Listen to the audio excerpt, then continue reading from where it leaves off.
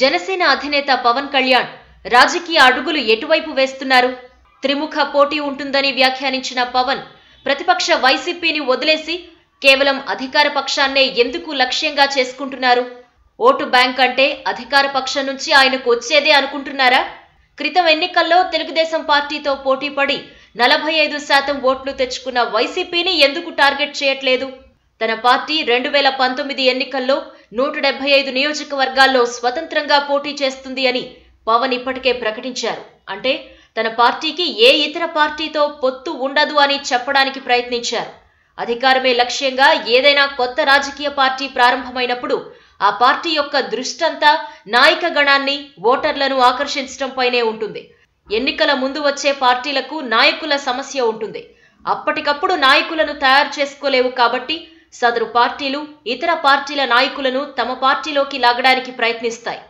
అలాగే కథన రంగంలో ఉన్న పార్టీల కంటే తమది వైవిధ్యమైన పార్టీ అని నిరూపించుకోవటానికి అన్ని పార్టీలకు సమాన దూరంగా ఉంటూ వాటి విధానాలు విమర్శిస్తాయి.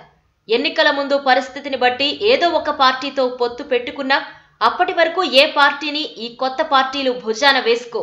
ఉదాహరణకు 2009లో పవన్ కళ్యాణ్ సోదరుడు చిరంజీవి ఏర్పాటు చేసిన ప్రజారాజ్యం పార్టీ. అప్పటి వరకు విపరీతమైన సినీ క్రేజ్ ఉన్న చిరంజీవి పార్టీ పెట్టడం సంచలనంగా మారడంతో జాతీయ రాజకీయాలు కూడా రాష్ట్రం వైపు చూశాయి.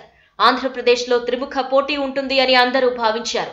ప్రజారాజ్యం కూడా అప్పుడు ప్రధాన విపక్షంగా ఉన్న తెలుగుదేశం పార్టీని లక్ష్యంగా చేసుకుని విమర్శలు చేసింది.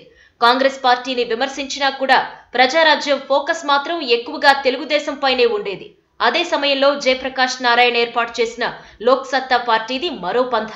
అన్ని రాజకీయ పార్టీల విధానాలను ఎండగడుతూనే జయప్రకాష్ ఎన్నికల్లో తెలుగుదేశం ఓటు బ్యాంకునే టార్గెట్ చేశారు. ఈ పరిణామాల నేపథ్యంలో అనేక మంది తెలుగుదేశం నాయకులు పార్టీని వదిలి ప్రజారాజ్యంలో చేరారు. ఇందులో భూమా నాగిరెడ్డి, గంటా శ్రీనివాసరావు, సి రామచంద్రయ్య, కొత్తపల్లి సుబ్బారాయుడు వంటి ముఖ్యమైన నేతలు ఉన్నారు. ఒకానొక సమయంలో అయితే చంద్రబాబు అనుచరులుగా పేరున్న వారు కూడా పార్టీలోకి వెళ్తారని ప్రచారం జరిగింది. అయితే ఆ పార్టీకున్న అభిమానం ఓటుగా మారకపోవడంతో మారిన రాజకీయ పరిణామాలతో ఆ పార్టీ కాంగ్రెస్లో కలిసిపోయింది. ఇప్పుడు పవన్ కళ్యాణ్ విషయానికి వచ్చి చూద్దాం. గత ఎన్నికల సమయంలో ఆయన పార్టీ పెట్టారు. ఆ పార్టీ ఎన్నికల్లో తనకు ఓట్లు చేర్చడం ఇష్టం లేదు అంటూనే తెలుగుదేశం, బీజేపీ కూటమికి మద్దతు ఇచ్చారు. అప్పటి నుంచి తనకు అధికారం ముఖ్యం కాదని, ప్రజల పక్షాన నిలబడి ప్రభుత్వాన్ని ప్రశ్నించటమే ముఖ్యమని ప్రకటించారు. ఈ సమయంలోనే కొన్ని సమస్యలను ప్రభుత్వం దృష్టికి తీసుకువెళ్లారు.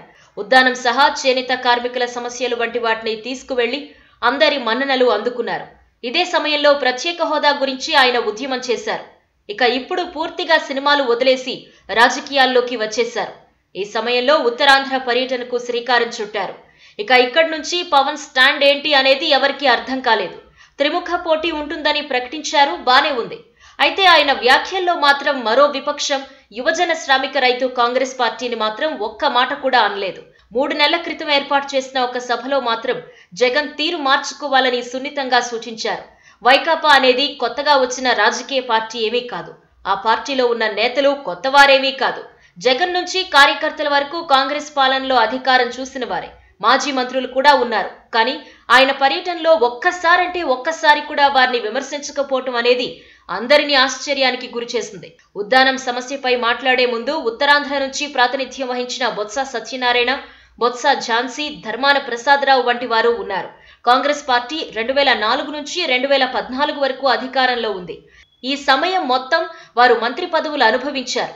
మరి వారిని ఒక్క మాట కూడా అనకుండా పవన్ త్రిముఖ పోటీ అని ఎలా చెప్పారు? వారితో ఏమైనా అంతర్గత పొత్తు, అవగాహన ఉందా? అధికార విపక్షాలు బలహీనపడితేనే కదా తాను అధికారంలోకి వచ్చేది. అలా లేకుండా అధికార పార్టీని లక్ష్యంగా చేస్తే ప్రభుత్వ వ్యతిరేక ఓటు జగన్, పవన్ ఇద్దరూ పంచుకునే అవకాశం ఉంది. అప్పుడది తెలుగుదేశానికి ప్లస్ అవుతుంది, కానీ పవన్కెలా ఉపయోగపడుతుంది? అలాగే విభజన హామీల అమలు విషయంలో భాజపాను ఒక్క మాట అనకపోవటం అందరినీ ఆశ్చర్యపరుస్తోంది. భాజపా పాలిత రాష్ట్రాలు మధ్యప్రదేశ్, రాజస్థాన్లో ఆ పార్టీపై అనేక అవినీతి ఆరోపణలు వస్తున్నాయి. మధ్యప్రదేశ్లో వ్యాపం స్కామ్ జరిగింది.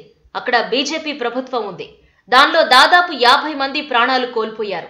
తెలుగుదేశం పార్టీ అవినీతికి పాల్పడుతోంది అని రోజు ఆరోపణలు చేస్తున్న పవన్ భాజపా గురించి ఎందుకు మాట్లాడట్లేదో రాజకీయ విశ్లేషకులకు అంతుపట్టట్లేదు. అంటే ఆంధ్రప్రదేశ్ చరిత్ర చెప్పినట్టు రెండు పార్టీల మధ్యనే పోటీ ఉంటుంది. జగన్తో పవన్ కలవాలి లేదా బీజేపీ జగన్తో కలవాలి. ఈ వీడియో మీకు నచ్చినట్టయితే లైక్ చేయండి, షేర్ చేయండి. మరిన్ని ఇంట్రెస్టింగ్ వీడియోస్ చూడడానికి మా ఛానల్ కు తప్పక సబ్స్క్రైబ్ అవ్వండి.